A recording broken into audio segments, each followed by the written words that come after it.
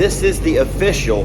Do not watch this video if you're sensitive in nature or easily offended by a little bit of accidental profanity. Sometimes moments happen that you don't realize what's coming out of your mouth. I bet you've all been there. When you feed these bigs, you have to spread this food out. They need a nice big wide perimeter, and you always put down more food than you have. Did y'all see that? Did you? And you all love Moo so much. Did y'all see what Moo just did to Gracie? I'm gonna replay it. More food than you.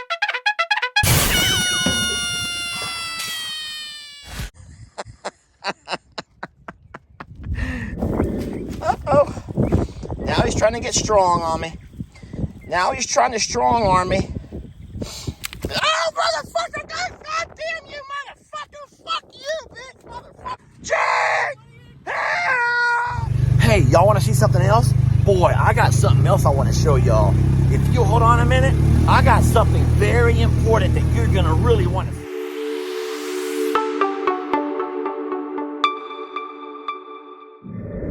Poor Jake. He had made a video recently where he had gone by to come down to feed the bigs, and he had poured all of the feed into a very small perimeter. And it was so obvious in the video that the horses had taken over and were not letting anyone else eat. And Jake already knows this. Jake already knows that you spread the feed out, especially for the bigs. You spread that feed out good, because otherwise the horses, who are normally, kind of bullies when it comes to the donkeys and the cows, the horses will sometimes gather up and keep everybody else pushed away.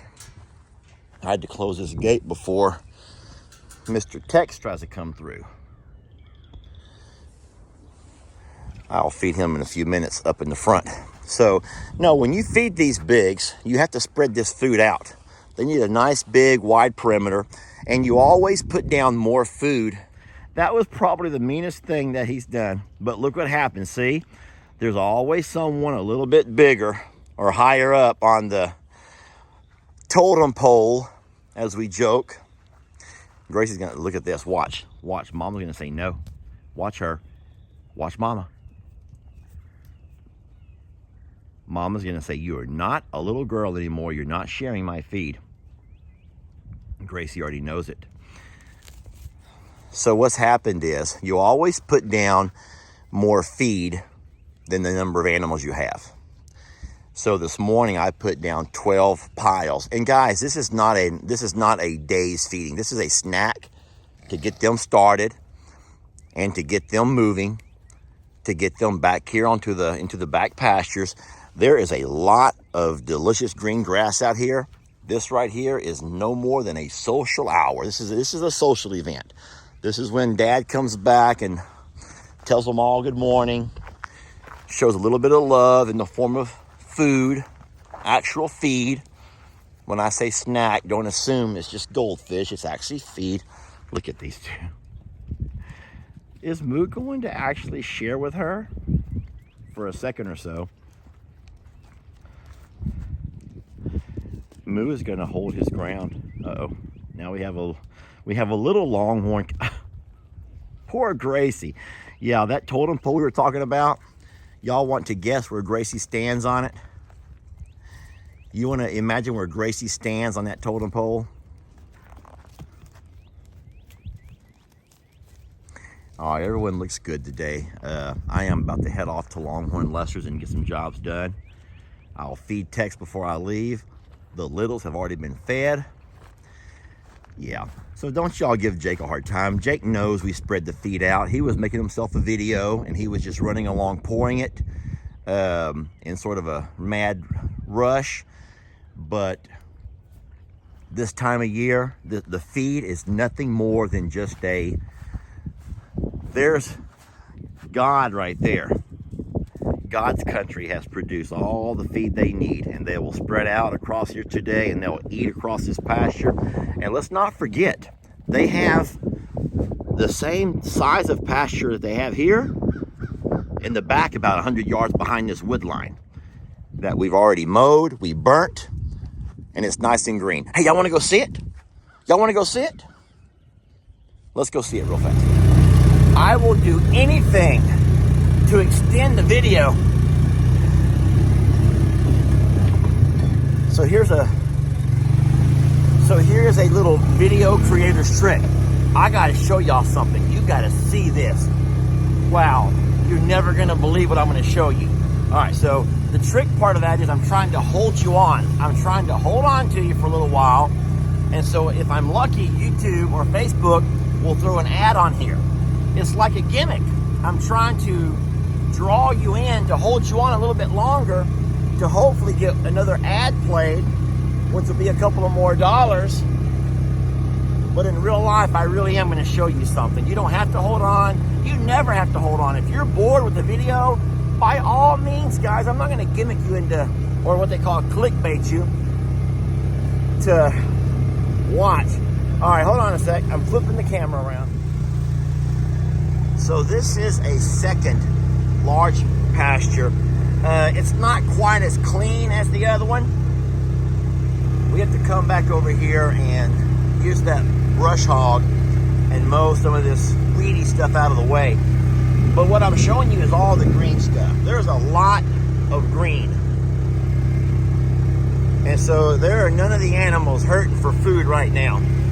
We have the beginnings of a very beautiful spring. We've had some rain. And so everything is nice and lush. Now, of course, you know that the horses won't touch stuff like this, but the longhorns will. The longhorns eat all this kind of stuff through here. And that's why they say that longhorns are one of the best animals that, you know, for as far as cows that, you know, thrive here in Texas, because they can live and do very well on so many different types of vegetation.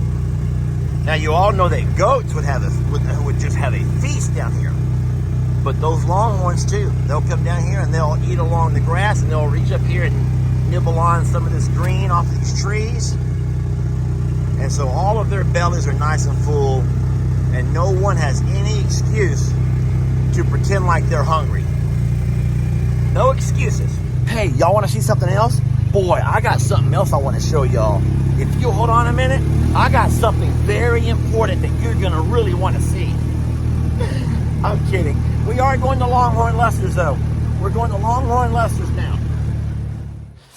Good morning, folks. Longhorn Lester here, and I'm actually on location at Longhorn Lester's.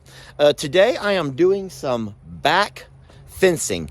And when I say back fencing, it's a part of the property that has to border the cows away from the wood line. I don't want them going off into the woods. And I'm going to be using barbed wire. It's not near as nice or as fancy as the fencing up front, but it's going to be fence that no one's ever going to see. So let me show you what I'm doing. Follow me. So I swang by McCoy's on my way over, and I have all the tools that I need for the job. But I've also already gotten all my tree line cut. Now this over here is the corner, the back corner of the fence line that separates my property from the neighbors. Now, my property continues to go on in through the woods in this direction over here, but we don't want our cows having any access to that. That right there is just a, well, number one, you can't fence down through it. There's no way to take this fence and go that way because no one wants to do that. But what I will do is take my fence and run this way. And what I'm going to be doing is running that fence straight to where you see that other flag on the ground, right there. And that's going to allow them all of this pasture. Let me walk along and show you where that fence is going to run. I'm having to watch my step, and I'll tell you why. It's spring, and that means that snakes are out. And if you've learned anything about Lester, I don't like rats or mice. I don't like snakes. I'm going to show you a little video here of the most recent snake kill attack. Yeah, snake attack sounds better. Oh, motherfucker! God damn you, motherfucker! Fuck you! All right, so from this spot, I'll put a corner post. So a corner post over there and a corner post right here. Those are going to be set today. And then we're going to go off in this direction over here. I'm just trying to avoid the wood line. Let me show y'all what I discovered recently when I was clearing out this lane for this wire, for this fence. An old hog trap. It's an old feral hog trap that someone had built, and it looks to be pretty old. It's a big trap. This kind of trap here, when it was functional, could catch an entire family of hogs. You can see that they have a couple of different compartments. So what you would do is you would bait, you put a little bit of corn here in the front of your hog trap to kind of get them excited. And you'd put that corn, you make a trail of that corn, come all the way back here to the back. Now in the back, I bet you there's a trap door. He could go inside here and he could bury or put a bucket of sour corn. Man, that sour corn, which is just corn soaked in beer, it begins to emit some kind of an odor that hogs are just drawn to. And what would happen is they'd all start coming inside here, and that bucket would probably hang on a wire. And once they begin to play around with that bucket, it would pull that wire, which would release that door, a drop door. And so every hog that you could pull in here would be trapped inside. And so sometimes these folks like this would, their hope would be to get a mama hog, a big mama sow with a bunch of babies. And then you could have an entire winter's worth of meat. Yeah, we don't do that. We eat meat, but we do it we buy store-bought meat. I could never eat one of my babies. And if you've ever looked a deer in the eye after you've shot it, you will never shoot another one again. I'm saying this, and this is nothing against folks. Let me turn my camera around. To each his own. It's not my thing, because if you ever look a deer in the eye after you've shot it, especially, I'm going to cry, especially when that deer is taking its final breaths, you would never shoot a deer again. You wouldn't. And so I don't hold it against folks who hunt. I mean, I as long as they're eating the meat and not doing it for sport, just for that mount to go on their wall.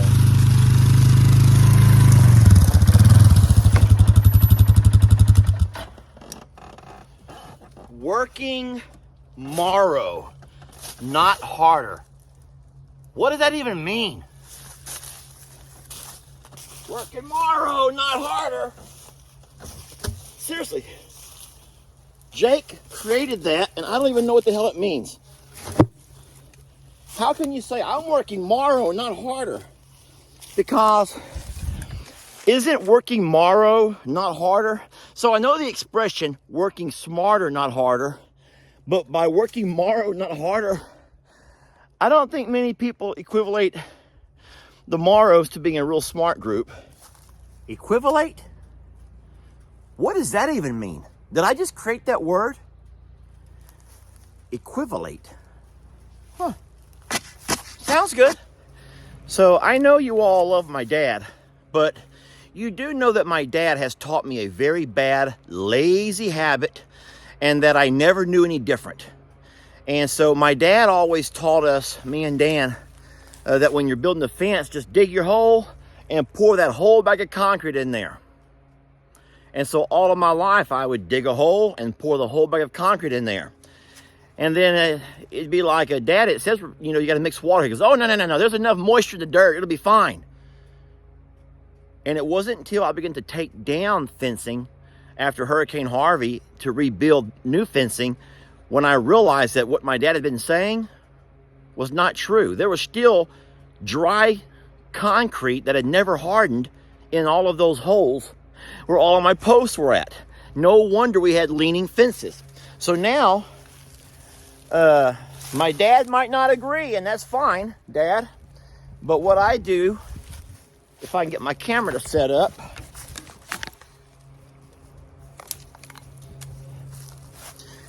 and so now what I do, even though it is a lot harder, is you bring out half a bucket of water for every bag of concrete. Do y'all see them bubbles? That is a chemical reaction that has to happen to make your concrete harden the way you want it to. And if you just pour concrete into that hole and you don't allow that chemical reaction to happen, then you're just pretty much putting sand in that hole. Sand and a little bit of gravel. All right, so what you have to do is get on your hands and knees and do some good old-fashioned witch brewing. And it is hard. It's hard on the shoulders. It's hard on all kinds of muscle groups. But if you want that concrete to do right, then you have to do, then you got to put in the labor, y'all. So there's a lot that I've learned from my dad. There's a lot that I've learned from my dad. But this right here is one thing that I've learned not to do from my dad. It is tiring. And Dad's way was a lot easier. But if you want to do it right, then you have to do it right. How hard do you think this is going to be?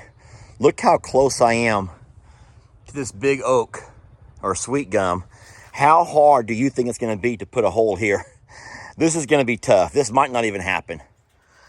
I want to talk a little bit about this post here and how important it is. This post, so you can see the post there in the distance. The wire is going to run at this angle to this post here. But this post over here is going to have the wire from here going at a different angle. So this is going to be one of those pivotal posts, if you know what I mean by, it's not going to be a support post. It's going to be a post that's going to be pulled in two different directions. And so we had to go a little bit extra deep, and we're going to put double the concrete here because this post is going to have a lot of stress on it. So I pretty much left enough space for concrete to go on each side of the post. This side over here, of course, will be going down that direction, and this side over here being pulled in that direction. Look at that, y'all. That's how it has to look. If you're gonna do a project, do it right. And especially if the lives of your animals are depending on it. This fence has to be solid to keep our babies in and even keep the bad guys out. Do y'all know why this is my favorite farm tool? So I can use it to help open bags of concrete without having to bend over and use my hands.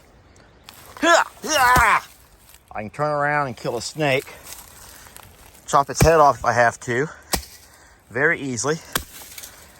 And I can flip it upside down like this right here to use as my tamping tool. All right, the last step is I'm coming down here with my tractor. I'm gonna pile up all of the junk in the way and get everything to a place where I can burn it. All right, so while I was cleaning out the lane where the barbed wire fence is gonna go, I realized through here that there's some stuff that's in the way. I just pushed that over with my tractor. I didn't quite fit down through here like I thought I would. So you know what that means.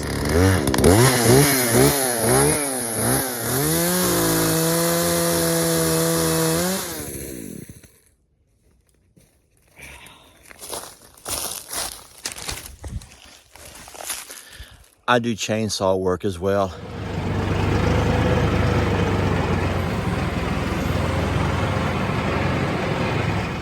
All right, so my fence will actually start right here. I will not allow the animals to come anywhere near this bluff bank. And so I'm going to walk you down. The fence line will come. You see what I do with my tractor. I just kind of scrape along the bottom of the ground to get all the junk and debris. So when I run that barbed wire, it'll be nice and tight. No holes. I filled everything in. I pulled all the little stumps out. And the best thing about working with concrete is you can always come by and write something in it that will last a lifetime. Longhorn Lester, 2022.